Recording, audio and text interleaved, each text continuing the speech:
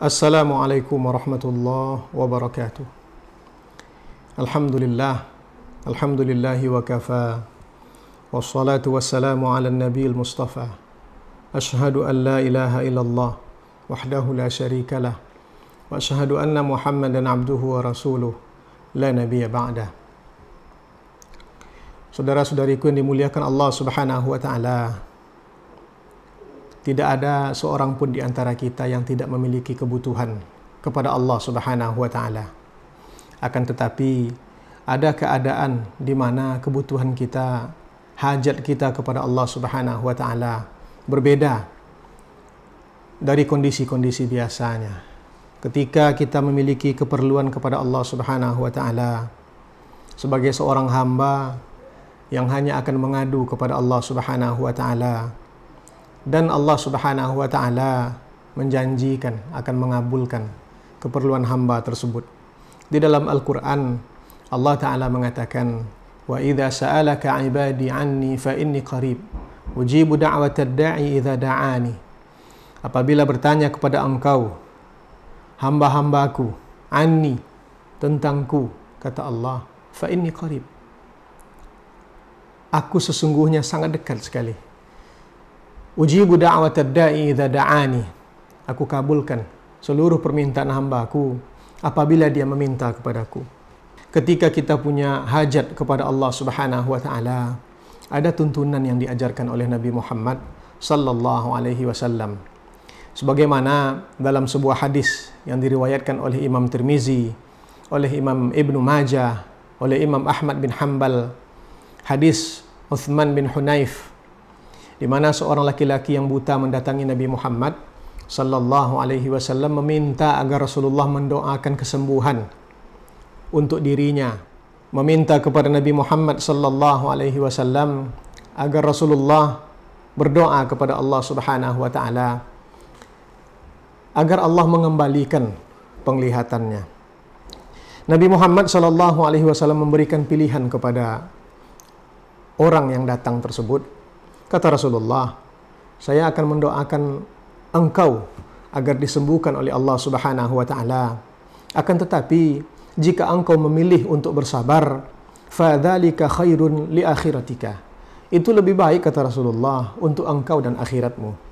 Akan tetapi laki-laki itu tetap meminta kepada Nabi agar diberikan kesembuhan oleh Allah Subhanahu wa taala.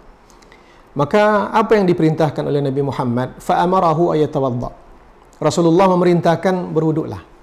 Fa'asbighil wudu', sempurnakan wudukmu, kata Rasulullah. Kemudian salatlah 2 rakaat. Sesudah itu berdoalah kepada Allah Subhanahu wa taala.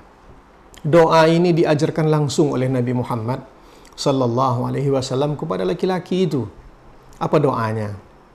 Allahumma inni as'aluka wa atawajjahu ilaika binabiyyika Muhammadin sallallahu alaihi wasallam, Nabi Rahmah, ya Muhammad, inni atawajjahu bika ila Rabbi wa Rabbika fi hajati hadhihi lituqda li. Allahumma syafi'hu fi. Berulang-ulang doa itu dibaca oleh laki-laki tadi, sehingga tidak berapa lama kemudian dia mendatangi Nabi Muhammad sallallahu alaihi wasallam dengan beberapa orang sahabat yang ada ketika itu, dan pandangan matanya telah dikembalikan oleh Allah Subhanahu wa taala. Saudara-saudariku dimuliakan Allah Subhanahu wa taala, itu salah satu doa salat hajat yang diajarkan langsung oleh Rasulullah sallallahu alaihi wasallam. Ketika kita memiliki keperluan yang mendesak sekali, punya kebutuhan kepada Allah Subhanahu wa taala yang berbeda dari waktu-waktu yang lainnya, maka amalkan doa ini. Kita laksanakan doa ini sesuai dengan tuntunan Nabi Muhammad sallallahu alaihi wasallam. Pelaksanaan salat hajat oleh ulama kita jumlahnya 2 rakaat. Itu pendapat mayoritas ulama.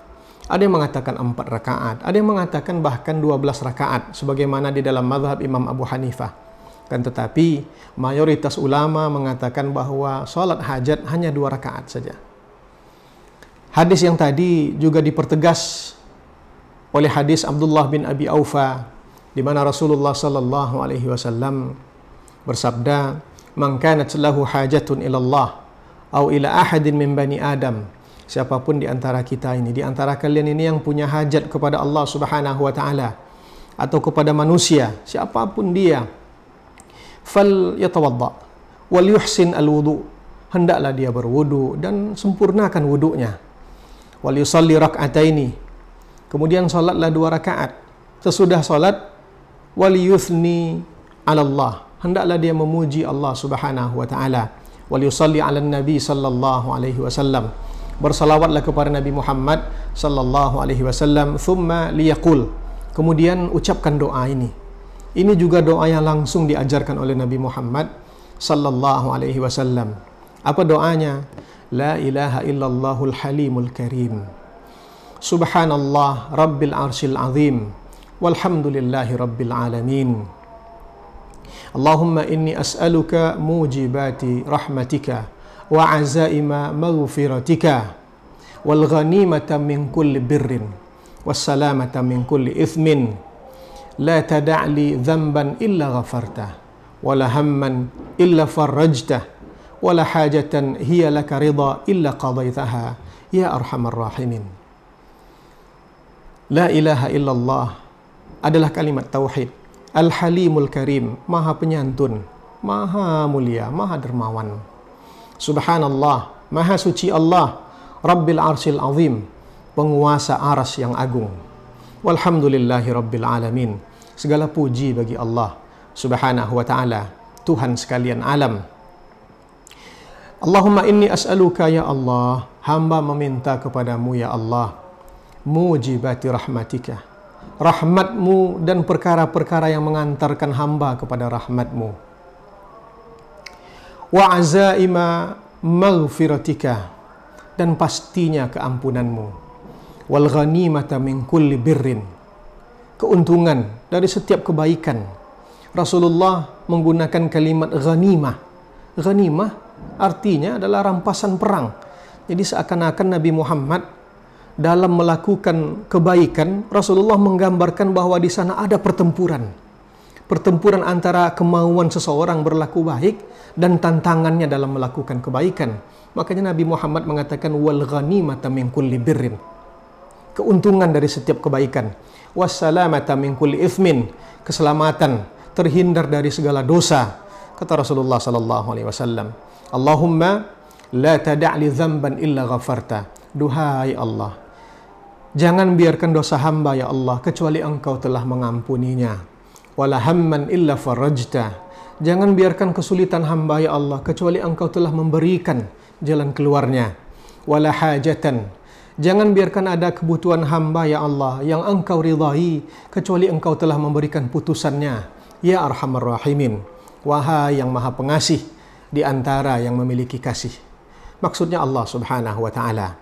Doa itu ma'asyiral muslimin, doa itu saudara-saudariku yang dimuliakan Allah, kita ulang berkali-kali sehingga kebutuhan kita, hajat kita diperkenankan oleh Allah Subhanahu wa ta'ala. Salat hajat oleh ulama kita termasuk salat-salat sunat, tidak memiliki waktu tertentu, kapan saja kita boleh melaksanakannya, dan usahakan tidak melaksanakannya pada waktu yang terlarang untuk melakukan salat. Apabila kita melakukannya pada siang hari, hendaklah dilakukan dengan sir. Apabila kita melakukannya pada malam hari, silakan melakukannya dengan jahar. Adapun tentang solat hajat berjamaah, pertanyaan yang ditanyakan oleh sebahagian saudara-saudara kita, Imam Ibnu Qudamah di dalam Al-Mughni, Imam Syarbaini Al-Khatib di dalam kitab Mughni Al-Muhtaj memberikan sinyal bahwa solat hajat boleh dilakukan secara berjamaah. Karena ada kaidah yang mengatakan kullu ma lam tusra' fihi al-jamaah yajuzu fihi al-jamaah. Salat yang tidak disyariatkan untuk berjamaah boleh dilakukan secara berjamaah. Apalagi hajat kita ketika itu menyangkut orang banyak. Hajat kita sesuatu yang tidak seperti biasanya, yang lebih besar tuntutannya untuk kita mintakan kepada Allah Subhanahu wa ta'ala. Saudara-saudariku yang dimuliakan Allah Subhanahu wa ta'ala, dua doa itu langsung diajarkan oleh Nabi Muhammad sallallahu alaihi wasallam. Doa yang pertama di dalam hadis Uthman bin Hunayf, dan doa yang kedua di dalam hadis Abdullah bin Abi Aufa. Ketika kami belajar dari guru-guru kami di Al-Azhar, beliau menyampaikan tata cara solat hajat. Tidak satu tata cara solat hajat yang dilakukan oleh ulama-ulama kita atau yang diajarkan oleh guru-guru kita. Ada yang melakukan 2 rakaat. Di rakaat pertama dibaca Al-Fatihah, kemudian surat Al-Kafirun. Di rakaat kedua dibaca Al-Fatihah, kemudian surat Al-Ikhlas. Ada juga guru-guru kita yang menyampaikan di rakaat pertama dibaca Al-Fatihah dan ayat kursi 3 kali. Kemudian di rakaat kedua dibaca surat Al-Fatihah, kemudian dibaca surat Al-Ikhlas, kemudian surat Al-Falaq, kemudian surat An-Nas. Apa yang mudah kita lakukan, apa yang mudah kita baca, silakan untuk kita baca di dalam melaksanakan salat hajat kita.